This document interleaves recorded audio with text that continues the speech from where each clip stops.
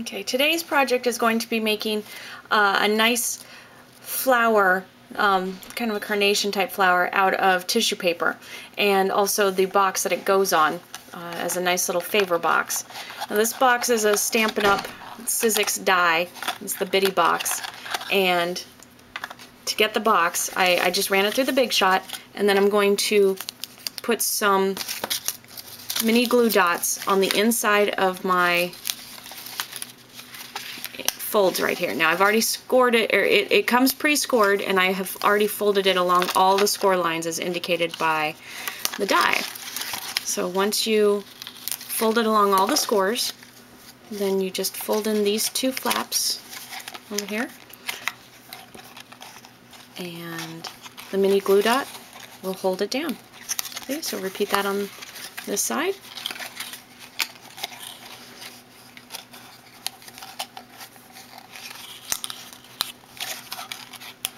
Oops, this one's giving me a little bit of trouble.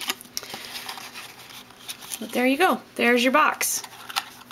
I love the ease and simplicity of the Sizzix boxes, because what would have taken me a good 10 minutes to make in tracing out and scoring on my own is already done, and it's done in less than a minute. So the box is done, and now it's time to make the flower. So what I do is I take my tissue paper, and I have folded it so I will get 12 layers at one shot. And I am using the large flower punch from Stampin' Up!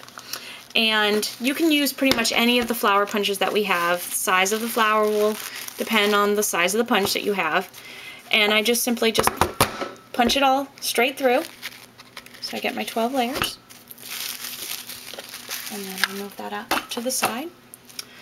And then I take my matte pack and my paper piercing tool, and I just stick straight through the middle until it goes all the way through.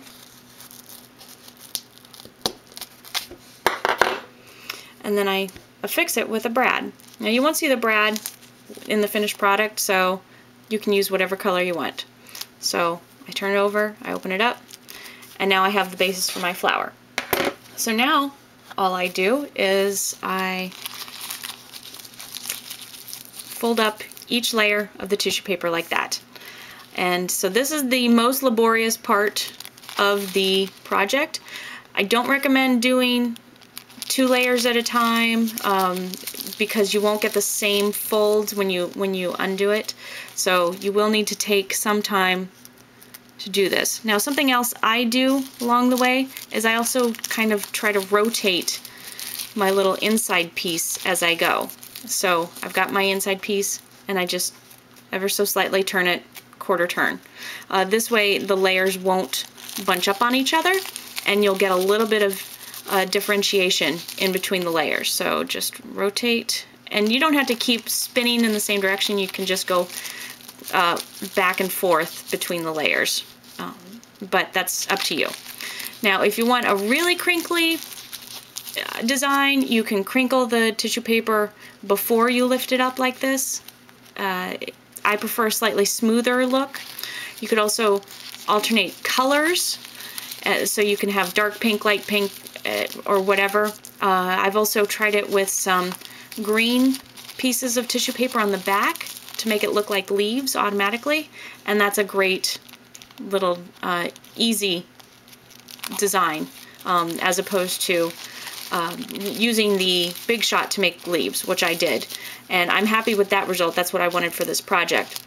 But if you don't have the Big Shot and you're looking for some other way to produce the leaf look, then just sticking a couple pieces of green tissue paper on the back of your flower levels works just as well.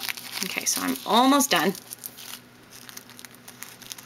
And I'm doing this in real time so you can see exactly how long it takes you to do this project. You also want to be careful to not bend it. If you do, just unbend it. And then you also want to be very careful not to tear the paper, because that tear could cause further tearing, and you might be a little not disappointed, but a little upset that you have a little tear in your flower. It's not going to be very noticeable if you do. I wouldn't recommend throwing the project away and starting over if you do, but it's just, you know, something to be aware of. Okay, so I'm almost done. Okay, now my last level. Yeah, and you can also do these as like a flower bud if you wanted, if you were doing a 3D project, but I wanted my flower open, so now all you do is you just gently unfold the layers. I know it seems like a lot of work to scrunch it up and then unfold it, but you won't get the dimension and the height in between the levels if you don't. So if you were just to scrunch it all up around the brad at the beginning, you won't get the layers like this. So it's worth the effort and worth the time just to scrunch it up the right way and then to pull it apart. And you can pull it apart as far as you want. It's up to you. And adjust the levels as you see fit. Okay, so I have my flower. That's it. I have my leaves. I'm gonna glue my leaves onto the top of my box.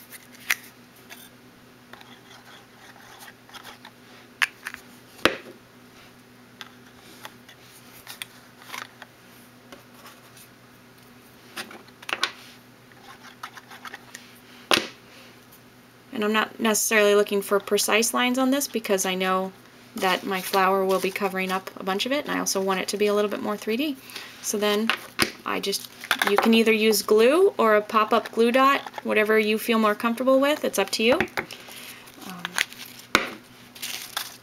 And just press it down and let it dry.